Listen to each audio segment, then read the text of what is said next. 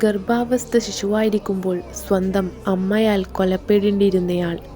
എന്നാൽ ആ ആദ്യ വെല്ലുവിളികളെ അതിജീവിച്ചു CR7 എന്ന അത്ഭുത ബാലൻ. ഈ ലോകത്തേക്ക് പിറന്നു വന്നപ്പോൾ കൂടെ എത്തിയത് കൊടിയ ദാരിദ്ര്യമായിരുന്നു. പിതാവിൻ്റെ അമിതമായ മദ്യപാനശീലവും പല ഇടത്തായി വീട്ടുജോലികൾ ചെയ്ത് കുടുംബം പോറ്റിയിരുന്ന അമ്മയുടെ കഷ്ടപ്പാടുകളും കണ്ടു വളർന്ന ബാലൻ. അതുകൊണ്ട് തന്നെ ക്രിസ്ത്യാനോയ്ക്ക് ചിട്ടയായ ഒരു ജീവിതശൈലി ഉണ്ടായിരുന്നു. ഒരു ടാറ്റ പോലും ദേഹത്ത് പതിപ്പിക്കാത്ത മനുഷ്യൻ, രക്തദാനത്തെ പ്രോത്സാഹിപ്പിച്ച മനുഷ്യൻ.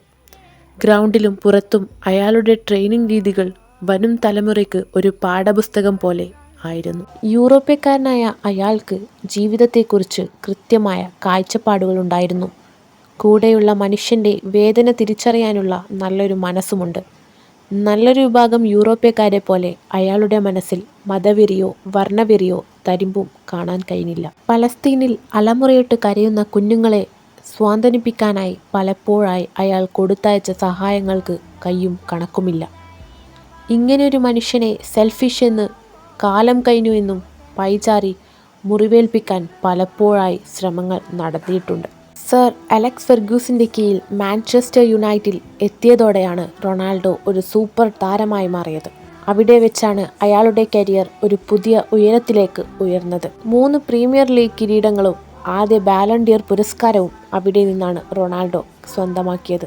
ആ കാലഘട്ടം തന്നെയായിരുന്നു ലോകം ഒരു ഫുട്ബോൾ ഇതിഹാസത്തിൻ്റെ ജനനം കണ്ടത്. ലോക റെക്കോർഡ് തുകയ്ക്ക് റിയൽ മാഡ്രിഡിലേക്ക് ചേക്കേറിയ റൊണാൾഡോ വെറും 9 വർഷം കൊണ്ട് ക്ലബിൻ്റെ എക്കാലത്തെയും മികച്ച ഗോൾ വേട്ടക്കാരനായി മാറി. ആ കാലയളവിൽ അനേകം ചരിത്ര നിമിഷങ്ങൾ സൃഷ്ടിച്ചു അയാൾ. UEFA ചാമ്പ്യൻസ് ലീഗ് കിരീടങ്ങളും ബാലൺ ഡിയർ പുരസ്കാരങ്ങളും സ്വന്തമാക്കി.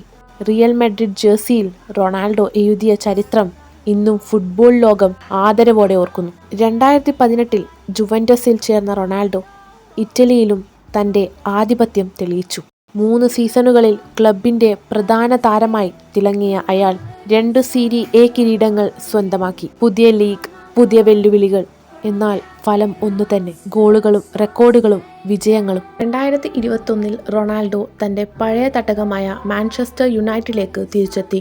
ആരാധകരുടെ വലിയ പ്രതീക്ഷയോടെ ആരംഭിച്ച ഈ മടങ്ങിവരവ് ഗോളുകൾ കൊണ്ടും ഓർമ്മ നിൽക്കുന്ന പ്രദർശനങ്ങൾ കൊണ്ടും ശ്രദ്ധ നേടിയെങ്കിലും ക്ലബിലെ മാറ്റങ്ങളും സാഹചര്യങ്ങളും കാരണം ആ യാത്ര അധികം നീണ്ടില്ല.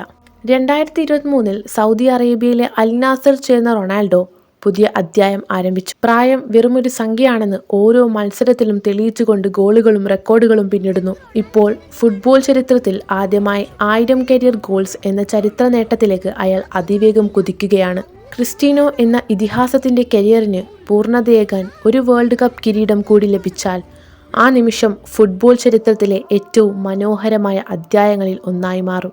ആ സ്വപ്നം യഥാർത്ഥമാകാൻ പോർച്ചുഗലിന് കഴിഞ്ഞാൽ ഈ പറങ്കിപ്പടയെ വരും തലമുറകൾ എന്നും വാഴ്ത്തിപ്പാടും എന്നതിൽ സംശയമില്ല. CR7 എന്ന ലെജൻഡറി സ്ട്രൈക്കറിന് സംബന്ധിച്ചിടത്തോളം അതൊരു കിരീടം മാത്രമല്ല, വർഷങ്ങളോളം നടത്തിയ കഠിന പരിശ്രമത്തിനും തളരാതെ പോരാട്ടത്തിനും ലോകം മുഴുവൻ പ്രചോദനം നൽകിയ ജീവിതത്തിനു ലഭിക്കുന്ന ഏറ്റവും ഉചിതമായ വിടപറച്ചിലായിരിക്കും.